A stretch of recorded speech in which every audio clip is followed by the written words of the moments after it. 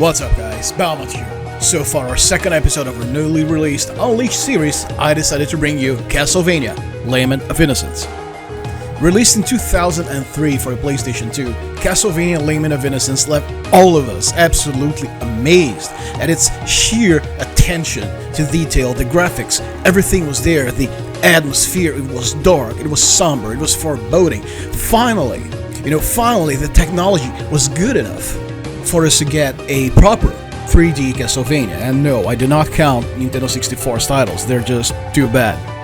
And I was very fortunate that one of the 3 games I bought along with my PlayStation 2 was Lament of Innocence. I bought 3 of them.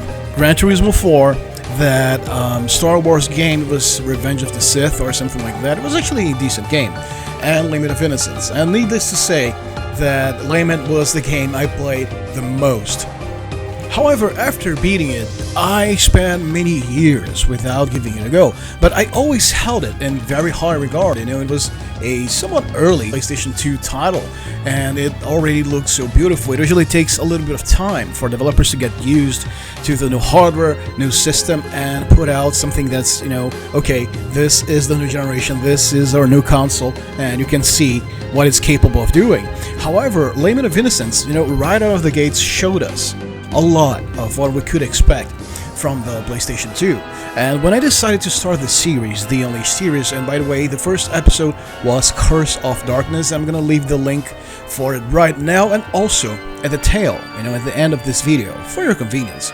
But as I was saying, when I decided to do the series, Lament of Innocence was the very first game I thought about. Because truly, if there is one PlayStation 2 game I always thought that deserved a remaster or even a remake, to make it look even more pretty, was Lament of Innocence. And I was so glad. I was both certain and glad. I was certain it would look amazing, but when I saw it in front of me, remember, I'm running this in CoD HD, which is a fancy term for 2K. But when I saw it running, as you can see right here, I didn't want to stop playing. Because really, the original game was awesome, but looking at it like this, seeing it all in all its glory, just take a look at Leon's outfit. This holy order type of garment. You can see details on his boots, the whip attacks, they're amazing, and you can see right there, there's so much detail that has been put into the castle. You can see reflections, details on the ground. It's all very ornate, it's all very beautiful, as we would really expect to see in a castle of this magnitude. And right there is a part that gave us so much grief. You can see the rolling spiked section. It was hell when I was younger. I had a lot of trouble with it. But just take a look at everything. If you go back to this video and watch it again, then you're gonna start catching a lot of details that maybe you didn't appreciate so much when the original game was released. But looking at it now, it gives me a sense that justice has been made to Lament of Innocence. It looks as it should. Everything looks clear as day. Look at this, it's evil. And coming up, we have a section which was a small Easter egg. When I entered this area, I thought, hey, those guys are lying like bullpens. So I thought, is it? Can I? And yes, I can, but I ended up missing 2 guys. And I keep thinking to myself, what a missed opportunity. Actually, Konami missed out twice, because they could have perfectly done a remaster of both Lament of Innocence and Curse of Darkness, which, as I said, has been our first episode, and I'm very proud of it. Go and check it out later, okay? And, it would have been easy money. Because truth be told, as much as there are retro collectors out there, we love retro games, not everyone is willing to buy, okay, I want to play Castlevania, I want to play Lament of Innocence and Curse of Darkness again. But, not everyone's go out and buy a PlayStation 2, buy those 2 games, get an HD converter, also memory cards, you're going to need them. Not everyone is willing to do that, and understandably so. However, with the new PlayStation Plus subscription system, which I've covered, there was I'm not going to say leak, was an official release of some retro games that are going to be released. You can check it right now. I'm going to leave the link for it on screen. I am hoping that Konami is going to join the fray and give us at least Lament of Innocence. I remember buying Lament on the PlayStation 3. So, I hope all of you who've never experienced this game at least get that. Now, of course, I don't expect the game to look as good as it looks right now, especially if it's a direct port of what it had on the PlayStation 3 and 2.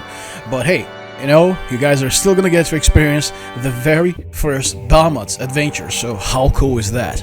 And as you can see right here, this is one of the grossest first bosses I've ever seen in a video game, especially for a Castlevania title. Yeah, this would be the grossest boss I've seen in a Castlevania game, especially for the first one. And listen, if you're not a Castlevania fan, because not everyone who follows me enjoys Castlevania titles or has ever had any contact with them, and then take my word for it. If this game is available with the new PlayStation Plus subscription system, then please give it a go. You'll be amazed at the amount of detail and craftsmanship. If this game is worth playing by itself, it's not because it's a Castlevania game, you're playing as the first Bahamut, you're gonna get to see a lot of important things that would permeate the rest of the series, timeline-wise. No, it's a game that in its own is perfectly entertaining. I cannot recommend Lament of Innocence enough. And also, if Curse of Darkness is also made available for some miracle, then be sure to check it out too. And if you haven't done so already, then I ask you to click the like button and subscribe to our channel so we can keep on growing, and the more people we hit, the more goodness, the more great games I'll be able to bring to people, which is really what I want to do. Of course, money's cool, yes it is, but hey, this channel is all about gaming. Always has been and will always be. And if you feel like going the extra mile to support us, then make sure to check out our Patreon. We have a Buy Me a Coffee system too for one-off donations. You can become a member right here on YouTube. You just need to click the blue button, the Become a Member button. And thank you so much for watching. You guys make it all worthwhile. You are the reason why I make those games. So take care, be well, and show them no mercy. Bahamut out.